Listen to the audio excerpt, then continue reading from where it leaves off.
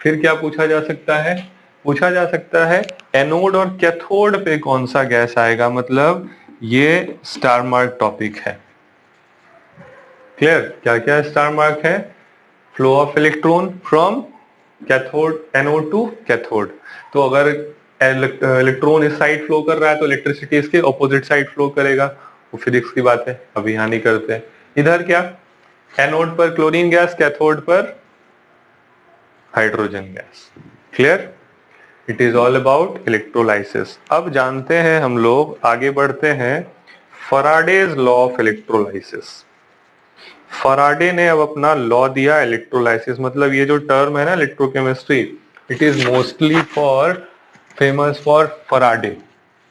Faraday ने अपना electrolysis पर कुछ लॉ दिया कि भाई हम बहुत इसमें पढ़ लिए हैं, मतलब फराडे का ऐसा कहना था, माइकल फराडे। तो उन्होंने अब बताया कुछ नियम कानून। क्या नियम कानून है उसको जान लेते हैं। क्लियर? यहाँ पर सबसे पहले जो नियम कानून यूज हो रहा है उसकी बात करते हैं, मतलब फराडेज फर्स्ट लॉ। फराडेज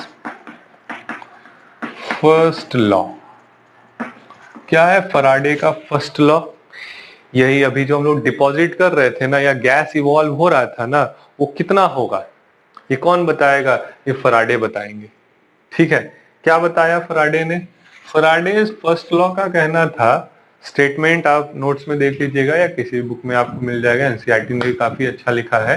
क्लियर? इसका कहना है कि अमाउंट ऑफ सब्सटेंस डिपॉजिटेड और gas evolve is directly proportional to the electricity pass through it, या फिर चार्ज पास थ्रू इट। मतलब कोई इलेक्ट्रोलाइट है, उसमें हम कितना चार्ज पास करा रहे हैं, उसी हिसाब से क्या होगा, कोई सब्सटेंस डिपॉजिट होगा। मतलब amount of substance, amount of substance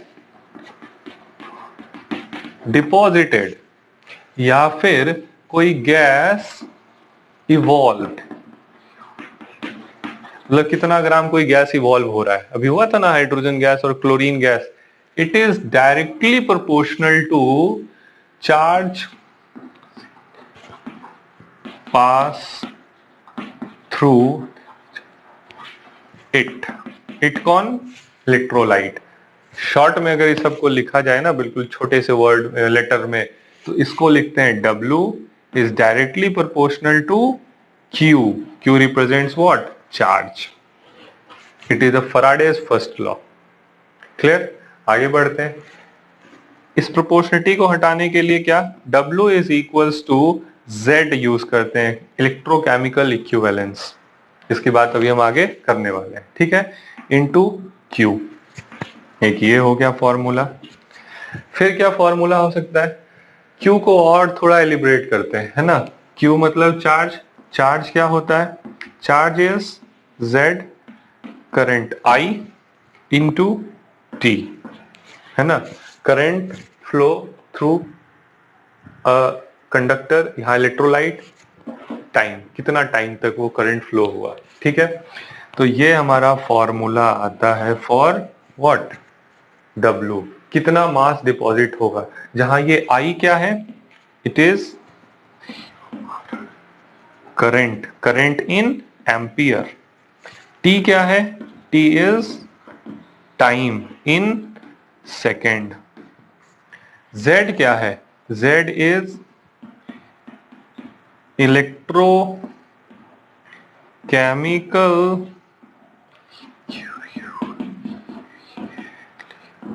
equivalence, VALENCE,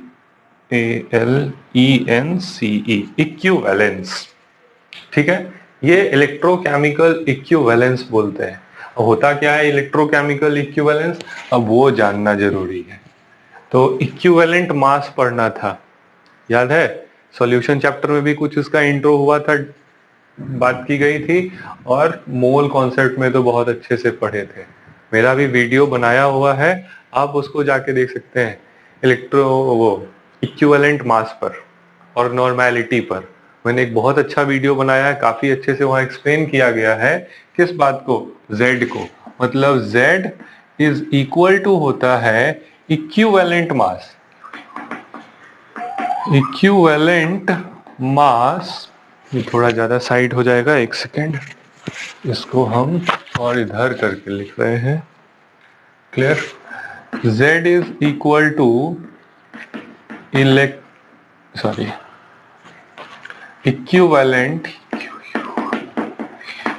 equivalent mass divided by 96500, इसको बोलते हैं Z।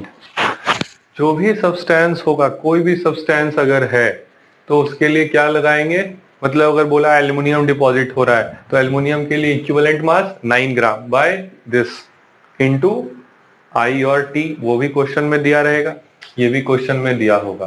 तो हम इस तरह से क्या सॉल्व करते हैं, फराडे का फर्स्ट लॉ सॉल्व करते हैं।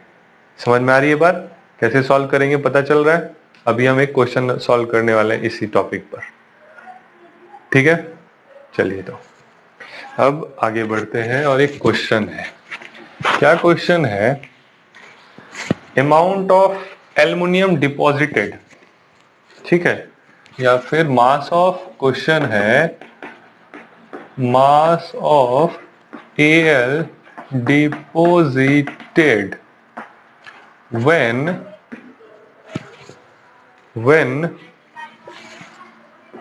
9.65 ampere of current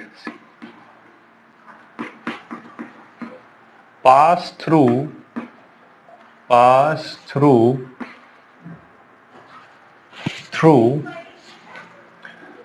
an electrolyte of aluminium का इलेक्ट्रोलाइट है, वहीं से पास करा रहे हैं। एल्युमिनियम सल्फेट हो सकता है, ठीक है, इस तरह का कुछ हो।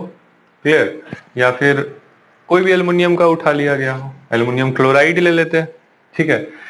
इलेक्ट्रोलाइट फॉर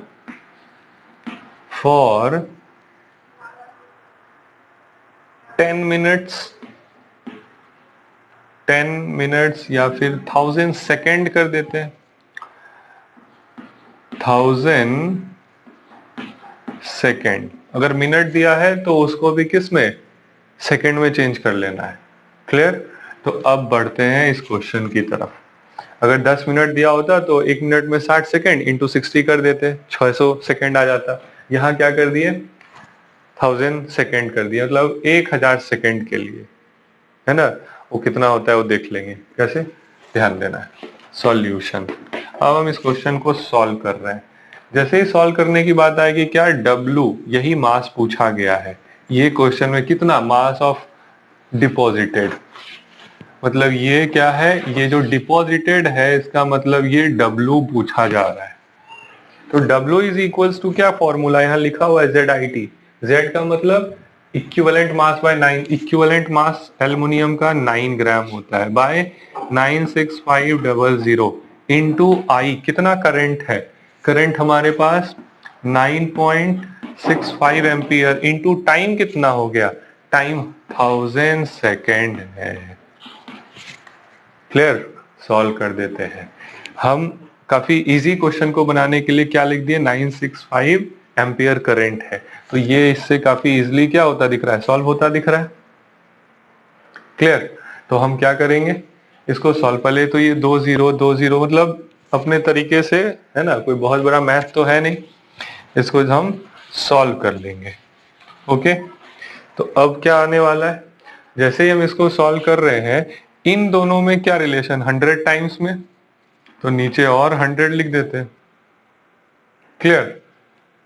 अब क्या हो जाएगा, एक और 0 चला गया, मतलब 9/10 ग्राम, या फिर क्या हम लिख सकते हैं इसको 0.9 ग्राम, बस इतना, सिर्फ इतना ही एल्युमिनियम डिपॉजिट होगा।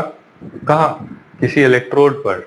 अब एल्युमिनियम में पॉजिटिव आयन होगा तो नेगेटिव इलेक्ट्रोड पे जाएगा, मतलब कैथोड पर डिपॉजिट होगा। कितना ग्राम, सिर्फ इतना ग्राम। कब, जब ये सब कंडीशन है, 1000 सेकेंड्स के लिए इतना एम्पियर करंट पास कराया गया एल्युमिनियम के इलेक्ट्रोलाइट से। क्लियर है? समझ में आ गई बात? ओके, तो इस तरीके से कोई भी क्वेश्चन सॉल्व कर सकते हैं। अगले लेक्चर में हम सेम इस टॉपिक पर ही अलग अलग